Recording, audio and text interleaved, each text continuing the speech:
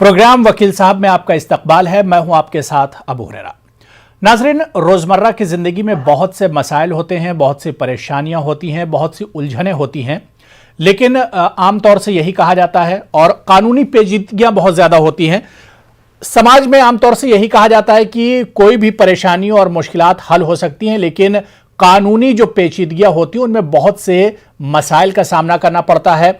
आप हर जगह के चक्कर लगा लीजिए, लेकिन अदालत के चक्कर लगाने की नौबत कभी नहीं आनी चाहिए, क्योंकि बहुत पेचीदा मसला होता है। आपके पास भी अगर कुछ कानून से जुड़ी हुई पेचीदगियां हैं, कुछ मसाइल हैं, कानून से जुड़ी हुई कुछ बारीकियां आप जानना चाहते हैं, अदालत से जुड़ी हुई कुछ प्रोसेस आप जानना चाह रहे हैं, अदालत से जुड़ी हुई कुछ चीज़ें आप जानना चाह रहे हैं, तो आप फौरन फ़ोन उठाएं और हमारे फ़ोन नंबर जो टीवी स्क्रीन पर नीचे चल रहे हैं, इन नंबरात पर आप फ़ोन कीजिए और हमसे राब्ता कीजिए, क्योंकि हमारे साथ कानूनी पेचीदगियों पर बातचीत करने के लिए बहुत ख़ास मेहमान जुड़े हुए हैं। हमारे साथ वकील साहब हैं, फिरोज़ खान साहब, जो आज के हमारे मेहमान हैं, आपके सवालों के जवाब देंगे। कानून से जुड़ा हुआ कोई भी मसला, अदालत से जुड़ा हुआ कोई भी मसला, उस पर तमाम सवालों के जवाब देने के लिए फिरोज खान साहब हमारे साथ जुड़े हुए हैं। फिरोज खान साहब, सर आपका बहुत इस्तकबाल है न्यूज़ 18 उर्दू में। थैंक यू फिरोज खान साहब, सर रोजमर्रा की जिंदगी में हम यही देखते हैं, यही कहा जाता है कि कोई भी मसले हो वो आसानी से हल हो जाते हैं, लेकिन कभी नौबत अदालत की नहीं आनी चाहिए, अदालतों के चक्कर नहीं लगने चाहिए, आदमी एक तरह से तबाह बर्बाद हो जाता है। आखिर ये एक रिवायत है, जो ये चीजें कही जाती है आमतौर से, इसके पीछे क्या कुछ कार फरमाया, आखिर ऐसा क्यों कहा जाता है? जी, बहुत बहुत बहुत शुक्रिया। आपने सही फरमाया कि हमारे यहाँ जो अदालत का सिस्टम है जी, जो क्रिमिनल प्रोसीजर या सिविल प्रोसीजर है, ये इसमें वक्त काफी लगता है। और आप किसी भी डिस्प्यूट में आप ये देखेंगे कि एक आदमी जिसके पोजीशन में चीज है, सपोज के लिए कि अगर हमारे पोजीशन में कोई घर है, मैं उस पर किराए पे हूं, या हमारे पोजीशन में कोई और लैंड है जिस पर मैं खेती करता हूं, तो उस शख्स को फायदा होता है डीले करने में, जो कि पोजीशन में है, उस चीज को एंजॉय कर रहा है। और हमारे कानून में इतने लूप होल्स हैं कि किसी न किसी कोई न कोई बहाना बना के डेट लिया जा सकता है, और अक्सर ऐसा ही होता है। लेकिन बहुत अच्छी बात यह है कि 2002 में सिविल प्रोसीजर में एक अमेंडमेंट आया। उस अमेंडमेंट के जरिए ये हुआ कि सपोज कर लीजिए कि कोई दावा डाल रहा है, कोई मुकदमा दायर कर रहा है, दूसरी पार्टी को नोटिस होता है, और उस नोटिस होने के 1 महीने के अंदर उनको जवाब दाखिल करना होता है।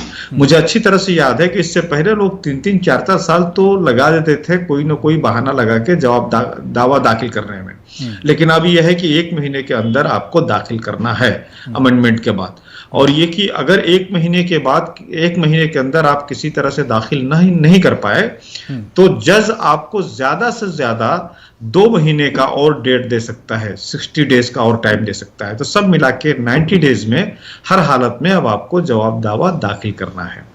तो इसमें कोई दो राय नहीं है कि डिले होता है, लेकिन एक्सपीरियंस के हिसाब से ऐसी कोशिश की जा रही है कि इसका डिस्प्यूट का निपटारा, मुकदमे का निपटारा जल्द से जल्द हो, क्योंकि बिल्कुल वकील साहब, इस पर लगातार हम बातचीत आगे भी करते रहेंगे और अदालत से जुड़े हुए जो मसाइल हैं इस पर बातचीत करते रहेंगे।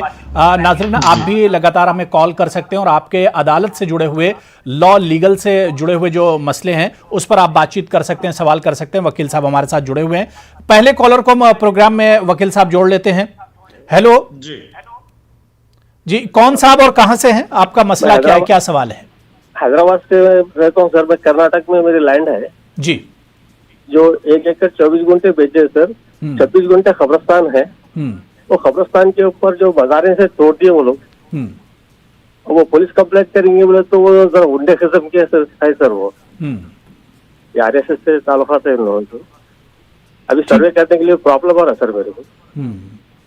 ठीक है वकील साहब, आपने सवाल सुन लिया है, कुछ और पूछना चाहेंगे आप? इनका कहना है कि कब्रिस्तान है, कब्रिस्तान पे लोग जो है कब्जा कर रहे हैं, अतिक्रमण कर रहे हैं, उस पे कुछ बना रहे हैं, और चूंकि वो ऐसे ऑर्गेनाइजेशन से बिलोंग करते हैं कि ये अगर कोई कार्रवाई कर रहे हैं तो उसके ऊपर सुनवाई नहीं हो रही है। पहली बात तो ये कि फौरन आप वक्फ बोर्ड से कोई इतला कीजिए, वक्फ बोर्ड अगर नहीं कुछ कर रही है तो फिर आप खुद एक पुलिस में कंप्लेंट कीजिए, आपको ये बताना पड़ेगा कि वो वक्फ प्रॉपर्टी है और कब्रिस्तान है। अगर उसके बाद अगर पुलिस कोई कार्रवाई नहीं कर रही है तो आप सीनियर पुलिस ऑफिसर्स को लिखिए, अगर वहां भी कार्रवाई नहीं हो रही है तो आप डायरेक्ट कोर्ट में आइए। ये तो क्रिमिनल प्रोसीडिंग्स को वो जो एक्ट कर रहे हैं वो क्रिमिनल एक्ट है। दूसरी बात ये कि सिविल प्रोसीडिंग्स में भी आप जा सकते हैं कि आप उन लोगों का नाम अगर आपको मालूम है कि फला है, उनकी वल्दियत ये है और फला जगह रहते हैं, तो फौरन आप उनके खिलाफ मुकदमा कीजिए। अगर पुलिस कोई कार्रवाई नहीं कर रही है, मुकदमे में कोई नहीं सुन रहा है, तो आप डायरेक्ट हाई कोर्ट में भी जा सकते हैं, इसमें रिट दाखिल कर सकते हैं, क्योंकि ये कानून है कि एक बार अगर कोई वक्फ है, कोई कब्रिस्तान है, कब्रिस्तान आम तौर पे वक्फ होता है, तो वो फिर वक्फ की प्रॉपर्टी को किसी हिसाब से कन्वर्ट नहीं किया जा सकता है, नहीं उसका और कोई इस्तेमाल हो सकता है। तो आपके पास कानून आपके साथ है, लेकिन ये कि इन सब मसलों में कंटिन्यूअसली आपको करना पड़ता है, खासतौर से अगर दूसरी पार्टी मजबूत पार्टी है। तो अगर वो पार्टी ऐसी है जिसके कि अच्छे अप्रोच हैं, कॉरिडोर्स ऑफ पावर्स में कहते हैं ना कि दौरे इक़्तिदार के पास अगर उनकी पहुंच है, तो लाजमी है कि कोशिश करना पड़ेगा और कंटिन्यूअस कोशिश करना पड़ेगा। बिल्कुल, हम उम्मीद करते हैं कि जो साहब ने कर्नाटक से फ़ोन किया था उनके सवाल का जवाब मिला होगा, और आप जो मशवरा वकील साहब ने दिया है इस पर अगर आप अमल करते हैं तो शायद आपको आगे चलकर फ़ायदा होगा। हमारे साथ एक कॉलर और जुड़ चुके हैं। हेलो। साहब ये मैं रोहिणी या दिल्ली से बोल रहा हूँ सर, एमके कौशिक नाम है मेरा सर। तो ये पूछना ये है कि आप थोड़ा सा तेज बोल सकते हैं क्या? आपकी आवाज बहुत धीरे आ रही है। अच्छा साहब जी जनाब, कहाँ से बोल रहे हैं? सबसे पहले अपना नाम और जगह का नाम बता दीजिए, उसके बाद क्या मसला है वो बताइए। हाँ सर, एमके कौशिक बोल रहा हूँ, ये नाम है जी एमके कौशिक, और जी जी रोहिणी दिल्ली से बोल रहा हूँ। बहुत अच्छा।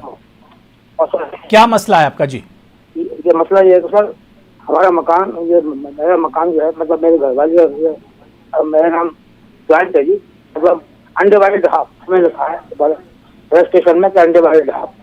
तो ये मरने के बाद एक आदमी जो बचेगा या दूसरा, क्या वो मतलब पूरा मकान कब्जा होगा या उसको कोई कानूनी कोई बात होगी? वकील साहब, आपको सवाल समझ में आ गया सर? इनका सवाल थोड़ा सा आप क्लियर कर दीजिए। ठीक है कौशिक जी, क्या बहुत मुख्तसर में दोबारा से आप अपनी जो परेशानी वो बता सकते हैं? हाँ सर बताइए। ये मकान, ये हमारा मकान जो है सर, ये और मेरे नाम है, ये है कि ये अनडिवाइडेड हाफ के रूप में जॉइंट से प्रॉपर्टी है। तो ये मतलब पिछला एक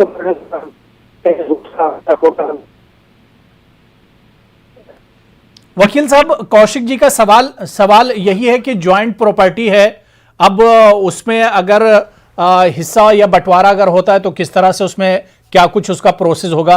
मेरे जहां तक समझ में आया, क्योंकि आवाज बहुत ज्यादा क्लियर नहीं आ रही है उनकी।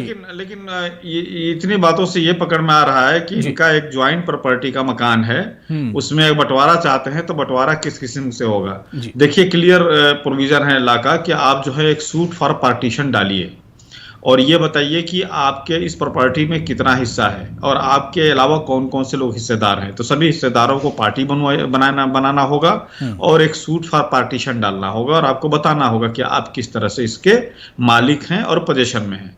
अगर आप पोजीशन में नहीं है, क्योंकि अक्सर ऐसा होता है कि कोई मतलब अगर फादर का देहांत हो गया और उनके 3 बच्चे हैं, तो 2 बच्चे उस घर में रह रहे हैं, एक बच्चा कहीं दूसरे शहर में रह रहा है, तो ऐसे में फिर पार्टीशन कराने पे आपको कोर्ट फीस देना पड़ेगा। लेकिन अगर साथ में अगर पोजीशन में है, अगर कोई कमरा उस मकान का आपके पोजीशन में है, तो फिर आपका सूट का वो कोर्ट फीस नहीं लगेगा जो कि पोजीशन में न होने पे लगता है। तो आप सूट फॉर पार्टीशन जो है डालिए, आपका केस बनता है। बिल्कुल, हमारे साथ लगातार कुछ और कॉलर जुड़ रहे हैं, अगले कॉलर से हम बात करेंगे। हेलो। हेलो सर, सवाल सर जी, कौन साहब कहाँ से बोल रहे हैं और क्या कुछ मसला है? सर ये 28 लाइन जो थी सर, वो पट्टा लैंड है, वो लाइन पे जो है 10-15 साल पहले कोई कब्जा करके बना लिया सर, हमको इल्म नहीं था उस बात का। तो इल्म होने के बाद जब हम देखे तो पूरे मकाने बने गए सर। अच्छा। अब उसके लिए अपन कोर्ट को जाएंगे तो वो टेनेंट गिनेंट कुछ बता रहे सर, हम आउट ऑफ स्टेट रहने की वजह से क्या वहाँ पे मालूम भी नहीं हो सका कि हमारे बाप दादा की प्रॉपर्टी है बोलती। अब हमको मालूम हुआ ये जमीन हमारी है। अब उसके लिए हम जाना है तो अब कोर्ट की फीस नहीं दे सकते सर, वकील की फीस भी नहीं दे सकते। क्या हमारे लिए कोई सरकारी वकील खड़ी है क्या सर? ठीक है, वकील साहब इस पर आपको आगे मशवरा देंगे। वकील साहब, पट्टा लैंड से मसला जुड़ा हुआ है। जी। इन्होंने जो सवाल पूछा है उसका दो हिस्सा है जी। एक हिस्सा ये कि इनके पास चूंकि वकील को एंगेज करने का और फीस जमा करने का जो कोर्ट फी होता है वो पैसा नहीं है। और दूसरी बात ये कि 10-15 साल पहले उस पर मकान बन चुका है उनकी जमीन पे या वो कब्जा हो चुका है, तो क्या कोई कार्रवाई कर सकते हैं कि नहीं। पहली बात तो ये देखा जाएगा आपके केस में कि आप इतने दिन कहाँ थे, उसका लॉ ऑफ लिमिटेशन बोलते हैं। अगर कोई आपकी लैंडेड प्रॉपर्टी है और वो प्रॉपर्टी किसी दूसरे के कब्जे में चली गई है तो आपको 12 साल के अंदर उनके खिलाफ कार्रवाई करनी पड़ती है। अगर 12 साल के अंदर आपने कार्रवाई नहीं की तो आप आउट ऑफ लिमिटेशन हो गए। तो ये देख लीजिए कि कितने दिनों पहले उन्होंने अतिक्रमण किया था और कब उन्होंने अपना घर बनाया था। दूसरी आपका सवाल का जो दूसरा एंगल है वो ये कि क्या आपको कानूनी मदद मिल सकता है, तो कानूनी मदद का ही प्रावधान है। जिस डिस्ट्रिक्ट में आपकी ज़मीन है जहाँ पर मुकदमा है वहाँ पर जो है हर जगह लीगल एड कमेटी बनी हुई है। लीगल एड कमेटी में आकर एप्लीकेशन दीजिए, उस एप्लीकेशन में आप ये सब चीज़ें बताइए कि आप देने के पोजीशन में नहीं हैं, आपकी माली हालत पोजीशन क्या है, फिर जो है आपको वहाँ से लीगल एड मिल सकता है। बिल्कुल, हम उम्मीद करते हैं कि जो साहब ने सवाल किया था वकील साहब से, उनके सवाल का जवाब मिला होगा और सही मशवरा मिला होगा। वकील साहब, अक्सर हम देखते हैं कि इस तरह के मामले आते हैं और ख़ासतौर से ज़मीन के जो मामले होते हैं जो अदालत में जाती हैं ये बहुत पेचीदा हो जाते हैं। जी देखिए, ये कितना कोई फैक्ट्स कितना उलझा हुआ है ये लाजमी है, केस टू केस डिपेंड करता है। और ख़ास तौर से ऐसे मसलों में हमारे यहाँ ज़्यादातर मुकदमे ज़मीन के जो है वो पोजीशन के ऊपर ही, लिमिटेशन के अंदर ही उड़ जाते हैं। वजह यह कि बहुत ज़्यादा लोग कानून से वाकफियत नहीं होती है और सोचते हैं कि कर लेंगे। बहुत सी ऐसी चीज़ें हैं कि पता ही नहीं रहता है। कागज़ जो है पेरेंट्स के ज़माने के होते हैं, वो पता चला कि जब तक पेरेंट्स जिंदा है तब तक वो जानते हैं। इंतकाल के बाद अगर कहीं आदमी दूसरे शहर में मुंतकल हो गया है तो पता नहीं चलता है। लेकिन कानून तो अपनी जगह है, लॉ ऑफ लिमिटेशन। बिल्कुल, यानी बेतवज्जोही और लापरवाही में इस तरह के अक्सर मामले होते हैं जो प्रॉपर्टी या ज़मीन से जुड़े हुए होते हैं। हमारे साथ कुछ और कॉलर जुड़ गए हैं। हेलो जी, आप कहाँ से बोल रहे हैं, क्या सवाल है आपका? सर मैं ये सवाल तो पहले भी आपसे हुआ है लेकिन वो सवाल का उत्तर नहीं आ पाया कि सर मैं कौशिक जी बोल रहे हैं आप? हाँ जी, हाँ यस सर। हाँ, आपकी असल में आवाज बहुत क्लियर नहीं आ रही थी, आप पूछे बिल्कुल क्लियर, आपका क्या मसला है बताइए। अच्छा सर, ऐसा है कि मेरा मकान ये मेरी जो घरवाली के नाम और जो मेरे नाम पे ज्वाइंट है जी, तो मैं ये पूछ रहा हूँ कि एक आदमी के मरने के बाद वो मतलब जो आदमी जो रह जाएगा वो मतलब उसका हक है उसके ऊपर जो पूरा, या उसको और कुछ करना पड़ेगा? हाँ जी ठीक है। वकील साहब, सवाल समझ में आ गया आपको? हाँ, ये एक कॉलर का सर और जोड़ लेते हैं, उसके बाद फिर दोनों के जवाब दे देंगे। हेलो हेलो हेलो ठीक है। वकील साहब, जो कौशिक जी ने दोबारा से सवाल किया, उन्होंने कहा कि पहले शायद सवाल हम लोग नहीं समझ पाए थे या जो उनका मसला है। भाई वो ये कह रहे हैं कि ज्वाइंट ओनर हैं किसी प्रॉपर्टी के, उसमें से एक अगर पार्टी का इंतकाल हो जा रहा है, मृत्यु हो जा रही है, तो वो क्या दूसरी पार्टी को क्या करना पड़ेगा? तो दूसरी पार्टी को यही जाकर इन्फॉर्म करना पड़ेगा और एक एप्लीकेशन देना होगा। उस एप्लीकेशन के जरिए जब आप ये दे देंगे, उनका अगर मृत्यु प्रमाण पत्र लगा देंगे और उनके जिनका के नाम से जिनका के इंतकाल हुआ है उनका और कोई लीगल एयर नहीं है, तो फिर प्रॉपर्टी कंप्लीट उस शख्स के नाम से हो जाएगी जो कि जिंदा है। लेकिन अगर वो दूसरे के लीगल एयर्स डिफरेंट हैं और उसके लीगल एयर्स अगर बाहयात हैं तो फिर उनको पार्टी बनाना पड़ेगा, क्योंकि ज्वाइंट ओनर्स में अगर एक ओनर का इंतकाल हो जा रहा है तो उस ओनर के जो लीगल एयर्स हैं उनके पास प्रॉपर्टी चली जाएगी। अगर पति पत्नी है तो लाजमी है कि फिर मसला जो है वो वहीं पे एक मर जाएगा तो दूसरे के नाम से चला जाएगा, सिर्फ उसको मृत्यु प्रमाण पत्र दिखाना पड़ता है। बिल्कुल कौशिक जी, हम उम्मीद करते हैं कि आपके सवाल का जवाब आपको मिला होगा। कुछ और कॉलर्स को हम प्रोग्राम में जोड़ लेते हैं। हेलो जी वकील साहब, में आपका इस्तकबाल है। क्या कुछ सवाल है, क्या परेशानी है आपको अदालती? हेलो जी एक्चुअली ये है, अब मैंने कोर्ट में किया था उसका। हाँ, लेकिन वो लंबा का चक्कर है। हाँ। आप कहाँ से बोल रहे हैं, क्या नाम है आपका? JNK से, नजीरुद्दीन है मेरा नाम, जी। JNK से। तो परेशानी क्या, मसला क्या, वो बताइए। परेशान है एक्चुअली, एक लैंड तो कुछ नहीं, मुझे अपनी थी वहाँ एक अपने नाम पे। ठीक है, आवाज आपकी क्लियर नहीं आ रही हम तक। हेलो हेलो, हाँ एक और कॉलर को हम जोड़ लेते हैं। हेलो हेलो, हेलो, आवाज नहीं आ रहा सर। जी हाँ, आपकी आवाज आ रही है। आप अपना नाम बताइए, कहाँ से बोल रहे हैं और मसला क्या है? मैं मोहम्मद नसीरुद्दीन, दरभंगा, बिहार से। जी नजीर साहब बताइए, क्या आपको क्या परेशानी है, क्या कानूनी पेचीदगियां हैं आपके सामने? सर ऐसा है कि मेरे दादा जो थे, उनके वालिद साहब, मेरे दादा 2 भाई थे, तो जी। बड़े भाई को एक प्रॉपर्टी का मालिक बनाया और छोटे भाई को एक प्रॉपर्टी का मालिक बनाया। उसके बाद वो लोग लड़ाई करते, जैसे कि हम लोग बड़े दादा के हुए, छोटे दादा के अलावा उनके दादा हुआ या बेटा हुआ, उन लोगों ने चढ़ाई करता है। तो इस विषय में क्या करना चाहिए? ठीक है वकील साहब, सवाल आपको समझ में आ गया है? बनता नहीं है, ये सिर्फ ये कह रहे हैं कि लड़ाई करते हैं। इनके परदादा के 2 बेटे थे, यानी इनके दादा के 2 भाई थे। एक बड़े भाई से ये हैं, छोटे भाई से उनके भी लीगल एयर्स हैं। अब ये कि लड़ाई करते हैं, जब लड़ाई करते हैं तो किस मसले पे लड़ाई करते हैं? किसी प्रॉपर्टी का डिस्प्यूट है तो डिस्प्यूट किस नेचर का है? क्या दादा की क्या कहते हैं वो, इसमें बंटवारा नहीं हुआ है अभी? ये इनका सवाल क्लियर नहीं है, क्या पूछना चाहते हैं? नजीर साहब आप सुन पा रहे हैं? ठीक है, एक और कॉलर हमारे साथ जुड़े हैं, उन्हें हम जोड़ लेते हैं। हेलो हेलो, अस्सलाम वालेकुम। जी वालेकुम अस्सलाम, क्या सवाल है आपका? ये सवाल ये था, हमारी प्रॉपर्टी है, तो हमारी प्रॉपर्टी को जो है डेवलपर को जो है 50-50 पे डेवलपिंग के लिए दिए थे। थोड़ा तेज आप बोल सकते हैं क्या? आवाज बहुत कम आ रही है। हेलो जी, हम डेवलपिंग के लिए डेवलपर को जो है सो प्रॉपर्टी दिए थे 50-50 पे, मगर तकरीबन 10 साल का अर्सा हो गया उन्हें तो आपको कोई एग्रीमेंट हुआ होगा? डेवलपर को आपने दिया था, उनसे कोई एग्रीमेंट हुआ होगा आपका? क्या एग्रीमेंट हुआ है, सब कुछ है। उन्होंने जो है तो बनाए थे सेकंड फ्लोर डाले थे, मगर बाजू वाले से झगड़ा होने से बाजू वाला तोड़वा दिया उन्हें, बल्कि यहाँ से कुछ क्या ऐसा तोड़वा दिया, पूरा लेवल करा दिया है। तो अभी इन्होंने जो है तो इन्हों कुछ बोल रहे नहीं, कर रहे नहीं, बोले तो जो है तो हाँ वो होता ये होता, उसको ऐसे डालते जा रहे, कुछ कर रहे नहीं। और जो है तो और एक चीज, और दूसरी चीज ये है कि उन्होंने हमारे एक बहन का इंतकाल हुआ, तो उनके बच्चों से जो है तो मैं एग्रीमेंट कर लिया, उनके बच्चों की, बहन की आपकी प्रॉपर्टी जितनी आती है 60-70 गज, उनके बच्चों से ले लिया, मैं रजिस्ट्री करा लिया, बल्कि वो अलग बोल रहे हैं उन्होंने। अब ये कैसा करना था, अभी समझ में नहीं आ रहा है। वकील साहब आप कुछ और पूछना चाह रहे हैं इनसे?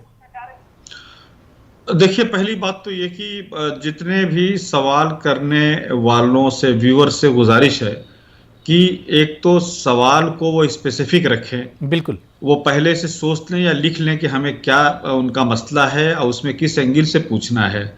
अब ये जो हमारे श्रोता हैं, व्यूअर्स हैं, इन्होंने जो भी 1-1.5 मिनट की बात की है उससे कतई क्लियर नहीं हो रहा है। एक तो आवाज सामने साफ नहीं आ रही है और दूसरी बात ये कि इनका सवाल क्लियर नहीं है। तो मेरी गुजारिश ये है तमाम व्यूअर्स से कि जरा सवाल अपना छोटा रखें और क्लियर पूछें। आपको मालूम होना चाहिए कि आप जानना क्या चाहते हैं।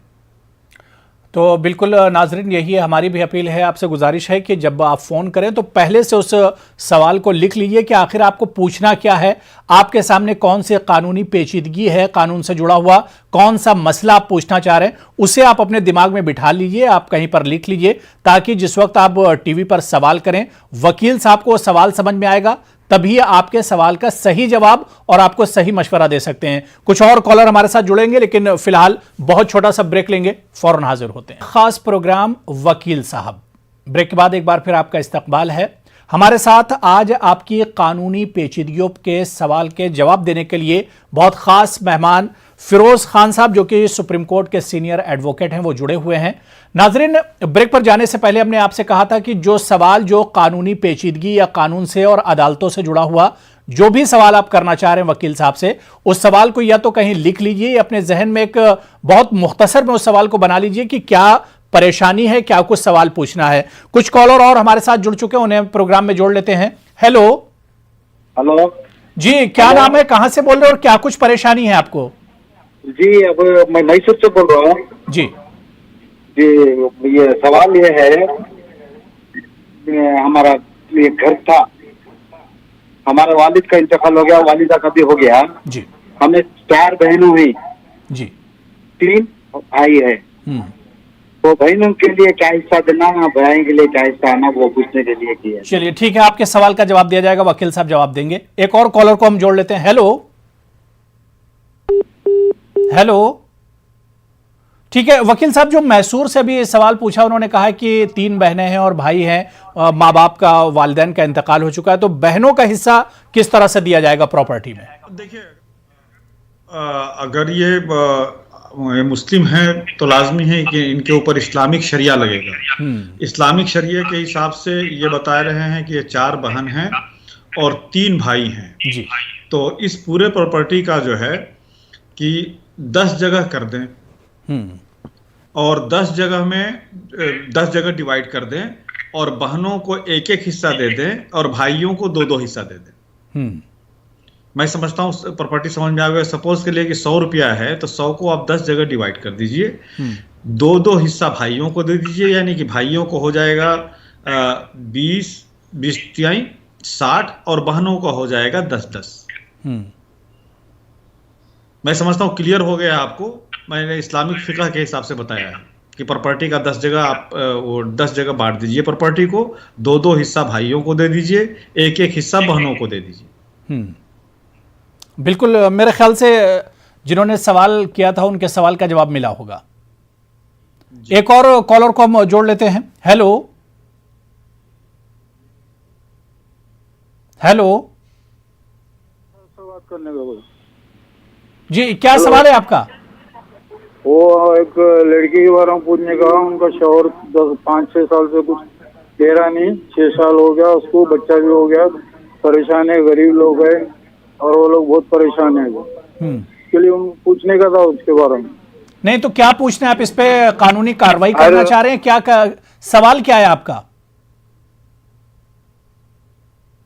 आपको पहली बात तो ये कि आप ये बता रहे हैं कि आपकी बेटी को के शौहर जो है छोड़ दिए हैं, न वो मेंटेनेंस दे रहे हैं और एक बच्चा भी बेटी का हो गया है।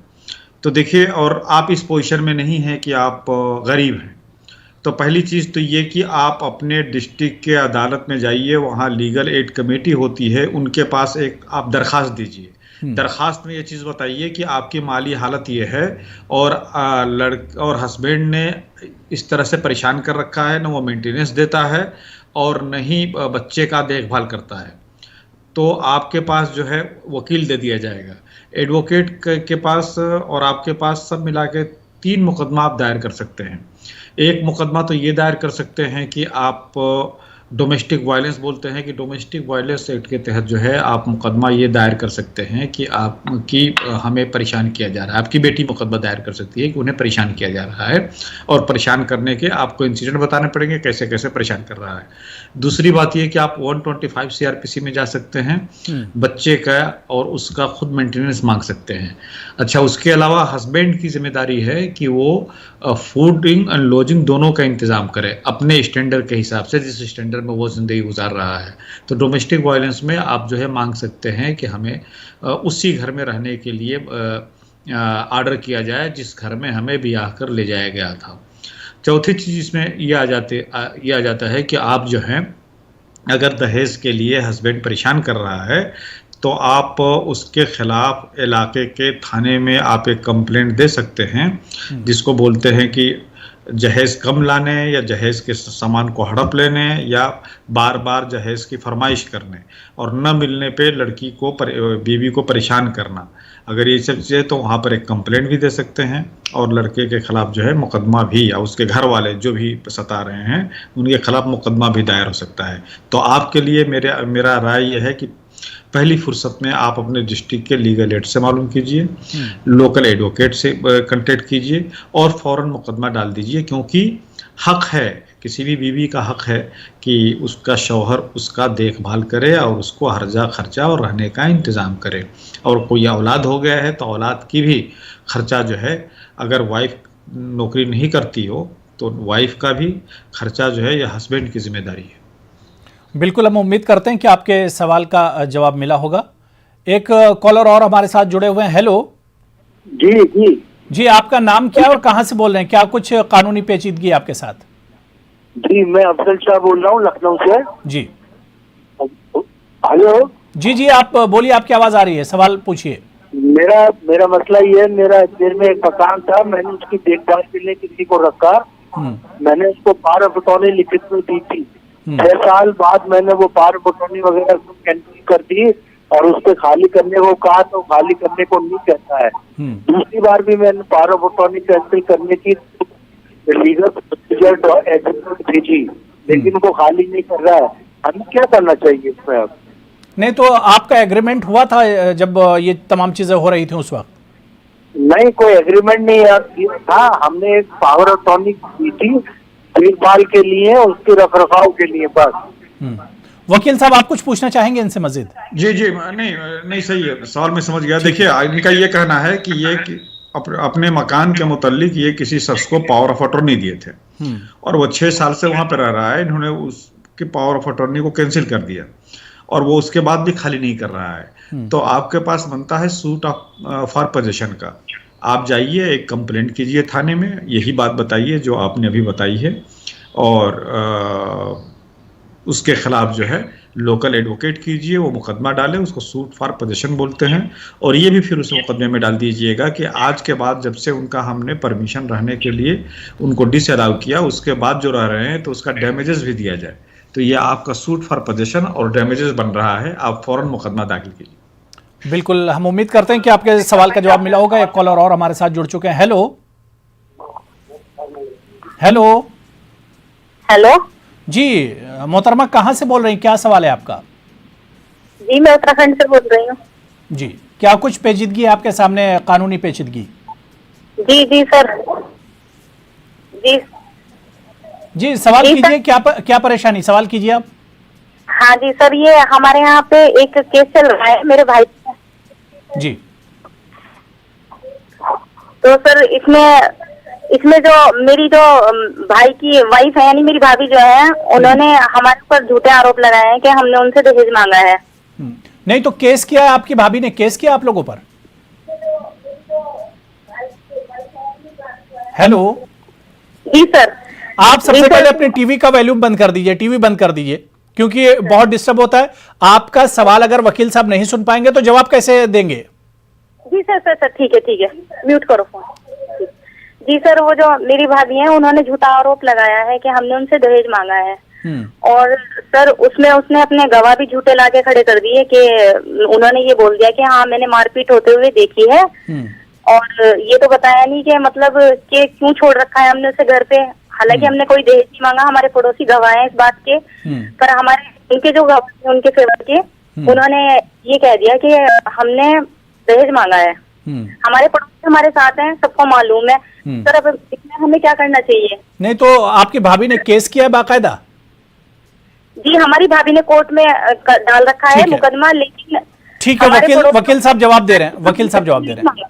जी वकील साहब, देखिए, इनके पूछने से ऐसा लग रहा है कि ऑलरेडी इनकी भाभी जो है, जो मुकदमा की हैं, वो कोर्ट में चला गया है। मुकदमा 2 किस्म का होता है, जैसे डोमेस्टिक वायलेंस, उसमें डायरेक्ट कोर्ट में होता है, या जैसे मैंने कहा कि दहेज का अगर कोई मांग कर रहा है, उसके सता रहा है, तो उसके मुतालिक थाने में केस होता है। इनके कहने के मुताबिक कि झूठा केस है और उसने झूठी गवाही भी लाकर दे दी है, गवाह भी इनके अगेंस्ट में बोले हैं। आगे इनका कहना यह है कि हमारे जो पड़ोसी हैं वो सब जानते हैं कि हम लोगों के ऊपर झूठा केस है। तो ऐसा है मैडम कि जो लोग ये कह रहे हैं कि झूठा केस है और वो आपके पड़ोसी हैं, उनको आप गवाह खड़ा कीजिए कोर्ट में, अगर अभी गवाही चल रही है तो और उनको कोर्ट में बुलाइए, कोर्ट से समन लीजिए, अपने पड़ोसियों को बुलाइए और आप अपने फेवर में उनसे गवाही दिलवा दीजिए। अगर इसी स्टेज पर, अभी गवाही के स्टेज पर केस है, तो यह आपके फेवर में जाएगा। ये है। हम बिल्कुल हम उम्मीद करते हैं कि मोहतरमा ने जो सवाल किया था उनको जवाब मिला होगा। अगर आपके सामने कुछ कानूनी पेचीदगियां हैं तो आप अभी फ़ोन उठाइए और जो नंबर टीवी स्क्रीन पर चल रहे हैं नंबरों पर आप कॉल कीजिए, क्योंकि वकील साहब हमारे साथ मौजूद हैं जो आपकी कानूनी पेचीदगियों पर, जो आपके मसाइल हैं, आपके सवाल के जवाब दे रहे हैं, आपको मशवरे दे रहे हैं। बहुत छोटा सा ब्रेक लेंगे, फौरन हाजिर। ब्रेक के बाद एक बार फिर आपका इस्तकबाल है। आप देख रहे हैं हमारा खास प्रोग्राम वकील साहब। जी हाँ नाजरीन, अगर आपके सामने कुछ कानूनी पेचीदगियां हैं, अदालत से जुड़े हुए कुछ मसाइल हैं और उन मसाइल के बारे में आप उनकी बारीकियां जानना चाहते हैं, उनके बारे में जो परेशानियां आपके सामने हैं उन्हें समझना चाहते हैं, वकील साहब से आप बात करना चाहते हैं, तो आप टीवी स्क्रीन पर दिए हुए नंबरात पर फौरन कॉल कीजिए और वकील साहब से अपने मसाइल के बारे में बातचीत कीजिए। आज हमारे साथ प्रोग्राम में सुप्रीम कोर्ट के सीनियर एडवोकेट फिरोज खान साहब जुड़े हुए हैं, जो कि कानूनी पेचीदगियों के बारे में आपके सवालों के जवाब दे रहे हैं। हमारे साथ कुछ और कॉलर जुड़े हुए हैं, अपने कॉलर्स को हम जोड़ लेते हैं प्रोग्राम में। हेलो हेलो हेलो, ठीक है। वकील साहब, लगातार हम देख रहे हैं कि चाहे प्रॉपर्टी से जुड़े हुए मामले हों, ज़मीन के तनाज़े हों, या इसके अलावा ख़ासतौर से घरेलू तशद्दुद के इस तरह के मामले काफ़ी ज़्यादा आते हैं। जी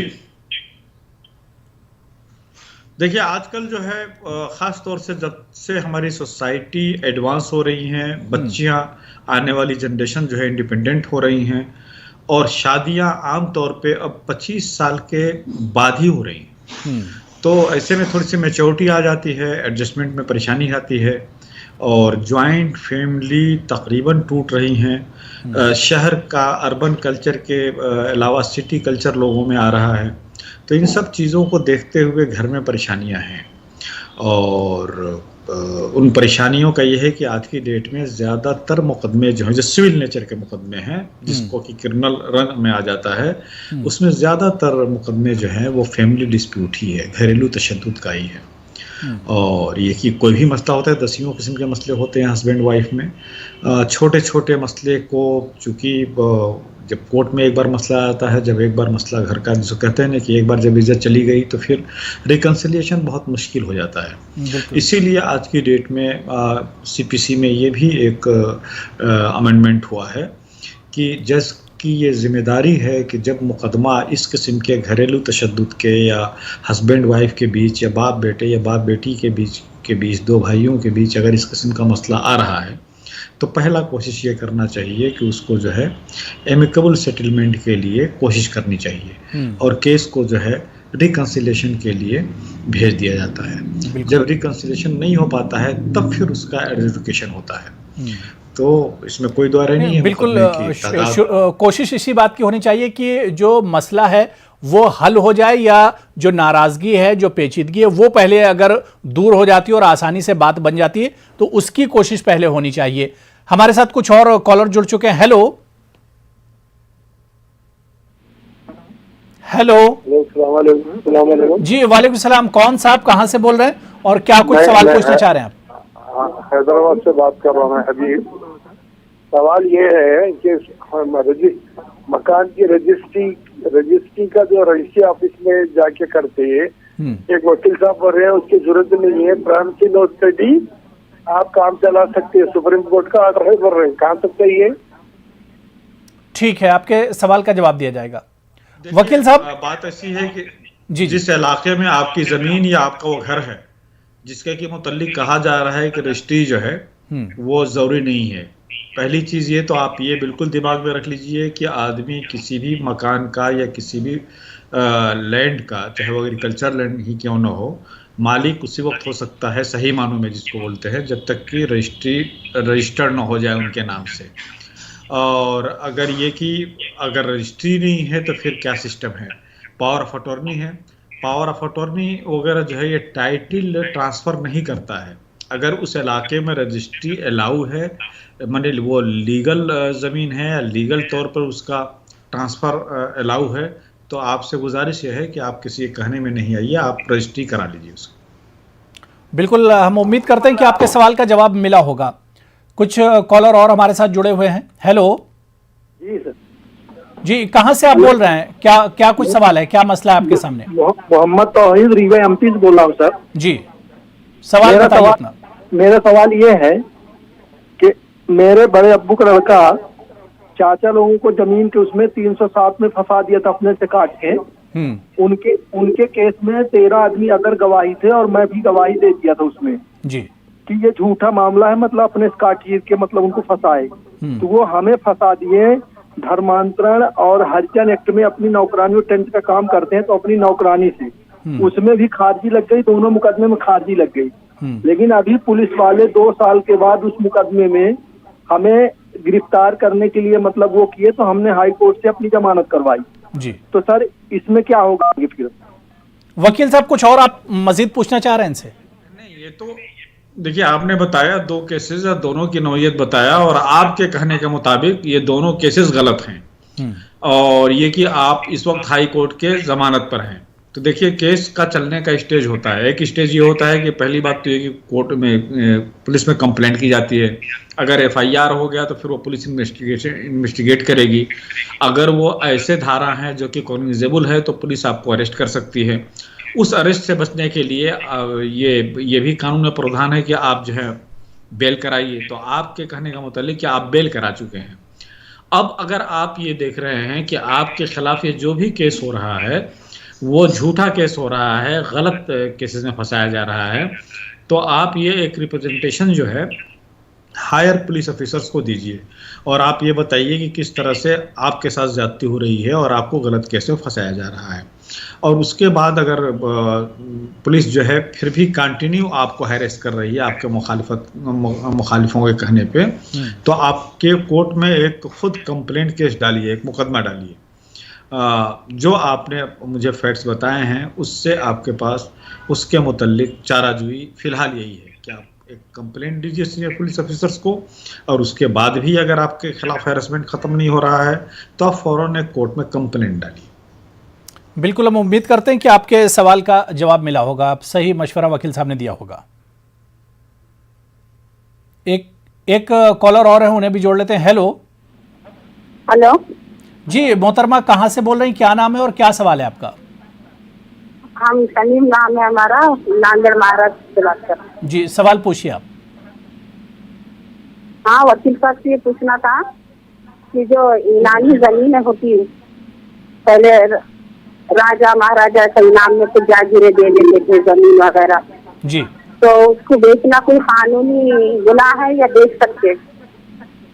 बिल्कुल ठीक है, वकील साहब आपके सवाल का जवाब देंगे। वकील साहब, मुझे इनका सवाल क्लियर नहीं हो रहा है कि राजा महाराजाओं के जमाने से कोई जमीन इनके पास आ गई। हाँ, तो क्या ये बिल्कुल वकील साहब, इनका सवाल ये कि इनामी जमीन कोई बहुत पहले इनके घर वालों को या आबा अजदाद को दी गई होगी, तो सवाल ये कि क्या इस जमीन को बेच सकती हैं, या इस सवाल को इस जमीन को बेचने पे कोई गुनाह तो नहीं होगा, कोई कार्रवाई तो नहीं होगी, इस तरह का कुछ सवाल है इनका ये कहना है कि हमें जो जमीन मिला था वो राजा महाराजाओं के जमाने में इनको इनामी तौर पे मिला था। तो क्या उसको, तो इसका मतलब ये है कि इनाम के तौर पे दे दिया गया था और इनके आबा अजदाद को कब्जा दे दिया गया था। ये कब्जा में कंटिन्यूअस चले आ रहे हैं। तो अभी सुप्रीम कोर्ट का एक जजमेंट आया है कि अगर कोई कब्जे में लगातार है और 12 साल से ज़्यादा का है तो वो जो है जाकर कोर्ट में एक डिक्लेरेशन सूट ले सकता है कि इस ज़मीन पे मैं इतने दिनों से कब्जा में हूँ और इसका कोई और मालिक जो है नोन नहीं है। तो आपके फेवर में एक डिक्लेरेशन हो सकता है और ये एक आर्डर आ सकता है, जजमेंट, कि आप चूंकि इतने दिनों से कब्जे में हैं इसलिए आप जो है मालिक हैं। फिर उसके बेसिस पर आप जाके रजिस्ट्री अपने नाम से करा सकते हैं, और जब एक बार रजिस्ट्री आपके नाम से हो जाएगा तो फिर उसको उस जमाने उस इलाके में जो प्रिवेलेंट कीमत है उस कीमत पे बेच सकते हैं। दूसरा ये है कि अगर पोजीशन आपके पास है जैसा कि आप बता रही हैं और कई सालों से है, बल्कि आप ये करें कि दशकों से है, तो ऐसे सूरत में आप किसी को पोजीशन ही ट्रांसफर कर सकते हैं जी। तो ये आपके पास 2 ऑप्शन है। बिल्कुल, हम उम्मीद करते हैं कि मोहतरमा आपको सवाल का जवाब मिला होगा और सही मशवरा वकील साहब ने आप तक पहुंचाया। एक और कॉलर हमारे साथ जुड़े हुए हैं। हेलो हेलो हेलो, अस्सलाम वालेकुम। जी वालेकुम सलाम। कहाँ से बोल रहे हैं, क्या सवाल है आपका? जी, मैं हैदराबाद से बात कर रहा हूँ। जी बताइए, आपका सवाल क्या है? जी जी, मैं हैदराबाद से कमालुद्दीन बात कर रहा हूँ साहब। कमालुद्दीन साहब, सबसे पहले अपने टीवी का जो वॉल्यूम है उससे आप बंद कर दीजिए, वॉल्यूम कम कर दीजिए, बंद कर दीजिए, उसके बाद सवाल कीजिए, वरना सवाल समझ में नहीं आएगा। जी, मेरे वाला जो इस समय, हेलो जी जी आप बोलिए। जी, मेरे वाला के नाम पे 400 जमीन की छत जी। बोली में कोपन बल्ली बोल के एरिया था साहब। वो जिसमें ओपन प्लाट था साहब, जब जाके कुछ नहीं करे जी तो उस पर कब्जा कर लिए साहब कंपनी पे, विप्रो कोई कंपनी वाले कब्जा कर लिए। तो उसमें बाउंड्री वुंड्री नहीं लगाए थे हमने। अभी उसको सिविल कोर्ट में डाले, इधर डाले उधर डाले, कहीं जाके परेशान हो रहे, पूरा धीरे धीरे अभी तो कुछ नहीं हुआ सर। वकील साहब, आप मजीद कुछ पूछना चाह रहे हैं? हाँ, जरा ये बताएं कि आपका सवाल क्लियर नहीं हो रहा है कि आपके वालिदा के नाम से जमीन था, उसका बाउंड्री भी करा लिए थे, कोई दूसरा कब्जा करके बाउंड्री करा लिया है, ये बात क्लियर नहीं हो रही है। हेलो हेलो जी जी, सवाल आपका क्लियर सवाल आपका क्लियर नहीं हो रहा। जो वकील साहब पूछ रहे हैं कि आपने बाउंड्री कराई थी, कोई आपके पास उसके डॉक्यूमेंट्स हैं या नहीं है? नहीं साहब, वो पीरियड में माशाल्लाह बच्चे के साथ जब ओपन प्लॉट था, रजिस्ट्री वाला के नाम पे है, जुलेखा बेगम बोल के जी, ओरिजिनल रजिस्ट्री वाला के नाम पे है। आपने कोई बाउंड्री उस पर नहीं कराई थी, कोई बुनियाद नहीं डाली थी उसमें? दूसरा कब्जा कर लिया वहाँ पे, मैं कब्जा कर लिए था, मैं कब्जा कर लिए और हम कर लिया है। तो रजिस्ट्री जो है वो मेन डॉक्यूमेंट्स होता है। आपके वालिदा के नाम से रजिस्ट्री है और कोई दूसरा कब्जा कर लिया है, और कब्जा किए हुए जो है, एक चीज कानून का बता दूं कि एक पीरियड ऑफ लिमिटेशन होता है कि अगर कोई 12 साल से ज्यादा कब्जे में है और आपने उसके खिलाफ कोई कार्रवाई नहीं की है, तो फिर आपका केस जो है वो लिमिटेशन के अगेंस्ट हो जाता है, लिमिटेशन के बियॉन्ड हो जाता है। तो अगर ऐसा नहीं है, अगर आप 12 साल के अंदर हैं, तो आप जो वहाँ पर कब्जे में हैं, तो सूट फॉर पोजेशन मुकदमा कब्जा दिलाने का एक मुकदमा कीजिए, या अपने फौरन लोकल काउंसिल से, लोकल एडवोकेट से आप राब्ता कायम कीजिए। और देखिए, जब ज़मीन का पोजेशन वगैरह नहीं होता है तो उसमें लापरवाही नहीं बरतनी चाहिए। एक एक दिन बहुत कॉस्टली हो जाता है, कीमती हो जाता है। तो आप फौरन लोकल एडवोकेट से बात कीजिए और फौरन मुकदमा डालिए। और श्रोता से, जो व्यूअर्स हैं, उनसे मैं ये भी गुजारिश करूँगा कि चूँकि जो टेलीविज़न पर सवाल पूछे जाते हैं वो बहुत क्लियर नहीं हो रहे हैं, तो इसलिए हत्तमी आप इसके ऊपर ही भरोसा नहीं कीजिए। आपके जो के साथ जो ज्यादती हुई है, आपके ज़मीन कोई कब्जा किया हुआ है, या आपका और कोई हक मारा हुआ है, या आपके साथ किसी ने ज्यादती की है, तो आप बराए मेहरबानी जो है अपने लोकल एडवोकेट से ज़रूर राब्ता कायम कीजिए। बिल्कुल, वकील साहब ने जो बातें बताई हैं, जो मशवरा दिया है, उम्मीद करते हैं कि आपके सवाल का जवाब मिला होगा। लेकिन वकील साहब ये बात भी बता रहे हैं कि बहुत सी चीज़ें होती हैं जो इस कम वक्त में समझ में नहीं आ पाती हैं, या आपका सवाल पूरी तरह से मुकम्मल नहीं होता है। ऐसे में कानूनी अगर पेचीदगी आपके सामने है, तो आपके जो मकामी एडवोकेट्स हैं, जो वकील हैं, कानून के जानकार हैं, उनसे आप ज़रूर सलाह मशवरा करें, उनसे ज़रूर मुलाकात करें। एक और कॉलर हमारे साथ जुड़े हुए हैं। Hello hello hello hello hello, अस्सलाम वालेकुम। जी वालेकुम सलाम। क्या सवाल है आपका, कहाँ से आप बोल रहे हैं? मैं जम्मू कश्मीर से बोल रही हूँ। जी जी। मेरा सवाल ये है कि मेरी ये शौहर ने 2 बीवियाँ की, पहले की 3 हूँ, एक बेटा 2 बेटी, दूसरे बीवी की 1 बेटी। क्या इनको बराबर का हिस्सा मिलेगा, या मेरी बेटी को कितना हिस्सा मिलेगा उसके शौहर के हिस्से में? वकील साहब कुछ और पूछना चाहेंगे सर आप? नहीं, ये सिंपल ये पूछ रही हैं कि विरासत में क्या हिस्सा मिलेगा। एक बेटा है, 2 बेटियां हैं, तो भाई आप अपनी प्रॉपर्टी का जो भी प्रॉपर्टी मैयत में छोड़ गए हैं तो उसका 4 हिस्सा कर दीजिए। एक एक हिस्सा बेटियों को दे दीजिए और 2 हिस्सा बेटे को दे दीजिए। यही इनका शरई तौर पे हिस्सा बनता है प्रॉपर्टी में। अगर मैयत के सिर्फ यही एक बेटा और 2 बेटियां हैं।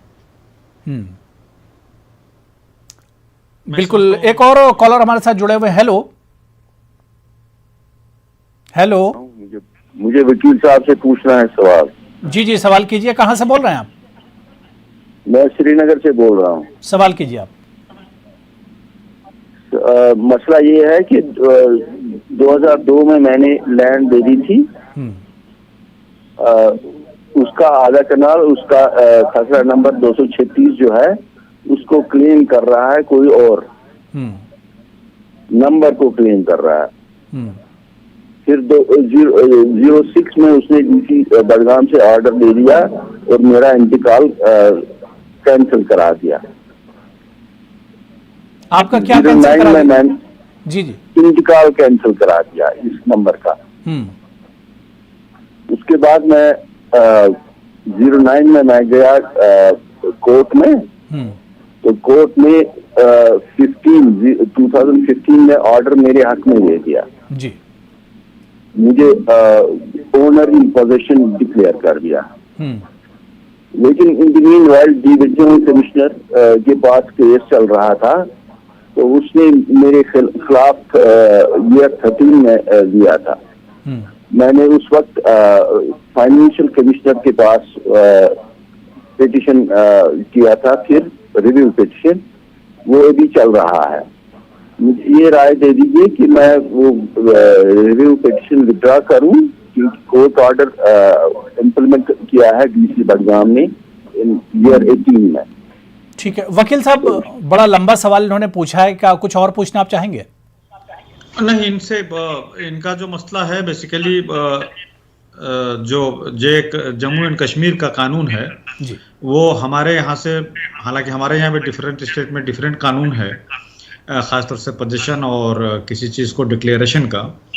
तो इनसे गुजारिश ये है कि अपने लोकल एडवोकेट से ऑलरेडी ये केस कर ही रहे हैं, और अब जब ये पोजीशन के साथ 2016 में इनके फेवर में आ गया और रिव्यू अगर कोई चल रहा है तो वो रिव्यू भी वहाँ पर रहने दीजिए। अगर कोई सेटलमेंट का है तो आप प्लीज़ लोकल एडवोकेट से बात कीजिए। इस तरह से रिव्यू पिटीशन भी वापस लेना सही नहीं है।